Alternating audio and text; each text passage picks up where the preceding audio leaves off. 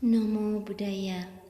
Good morning students. Ya, bertemu lagi dengan Miss Dwi. Kita hari ini untuk kelas 5 akan belajar mengenai bahagia dan menderita, atau dalam bahasa Pali suka dan duka. Nah, suka dan duka ini sering sekali kita alami dalam kehidupan kita. Misalkan ketika kita memperoleh apa yang kita inginkan, pasti perasaan kita akan bahagia. Namun, kalau kita menerima sesuatu yang tidak kita sukai, maka kita akan menderita. Kita berkumpul dengan orang-orang yang kita sayangi, kita pasti akan bahagia. Namun, kalau kita berkumpul dengan orang-orang yang tidak kita sukai, maka batin kita akan menolak atau menderita. Nah, jadi bahagia dan menderita ini akan selalu dialami oleh setiap manusia yang hendaknya dapat diterima dengan baik dan tidak putus asa ketika mengalami penderitaan. Kita harus bangkit supaya kita tetap menjadi orang-orang yang bahagia. Nah, di sini Miss Dwi akan menceritakan mengenai salah satu kisah, di mana kisah ini mengenai kisah Gotami. Nah, kisah Gotami adalah seorang wanita yang memiliki suami yang kaya. Namun kisah Gotami adalah dari orang yang kurang mampu. Maka keluarga dari suaminya tidak begitu menyukai kisah Gotami. Namun lama-kelamaan kisah Gotami mengandung dan akhirnya melahirkan seorang bayi laki-laki.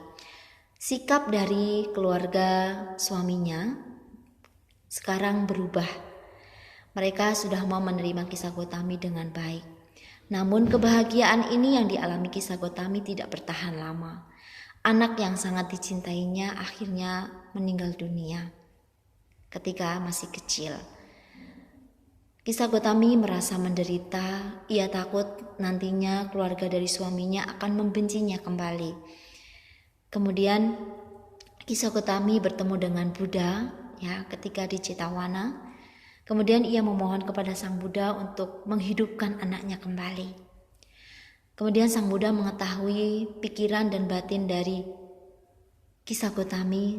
Kemudian Sang Buddha mengatakan, "Baik, saya akan menyembuhkan anakmu, tetapi cobalah untuk mencari di setiap rumah penduduk sedikit biji lada, dan di mana dalam keluarga tersebut belum pernah mengalami kematian." Nah, kemudian kisah Gotami dengan senang hati pergi ke rumah penduduk. Namun kemudian ia tersadar bahwa setiap rumah yang didatanginya ternyata pernah mengalami duka, ditinggal oleh orang-orang yang disayanginya atau mengalami kematian. Nah, kemudian kisah Gotami tersadar dan menguburkan anaknya. Setelah selesai menguburkan anaknya, ia kembali kepada Sang Buddha dan meminta untuk bisa menjadi siswa Sang Buddha dan akhirnya ditabiskan menjadi seorang bhikkhuni. Ia belajar dengan sungguh-sungguh mencapai kesucian yang pertama, Sotapanna. Ketika ia berlatih lebih giat lagi, akhirnya ia bisa mencapai kesucian tertinggi atau arahat. Nah, jadi pesan dari cerita ini adalah ketika kita mengalami penderitaan, jangan terlalu larut dalam penderitaan tersebut. Kita harus bangkit, kita harus bahagia.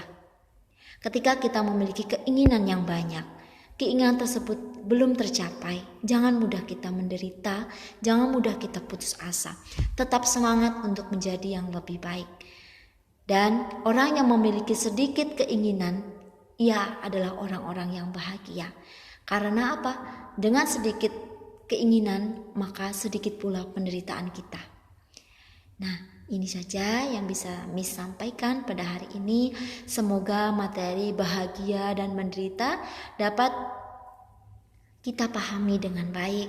Semoga kita semuanya termasuk orang-orang yang selalu bersyukur, selalu bahagia, dan bisa menerima apa yang kita alami saat ini.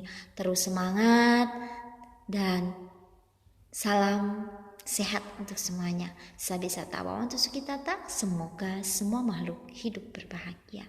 Sadu, sadu, sadu. Namo Buddhaya.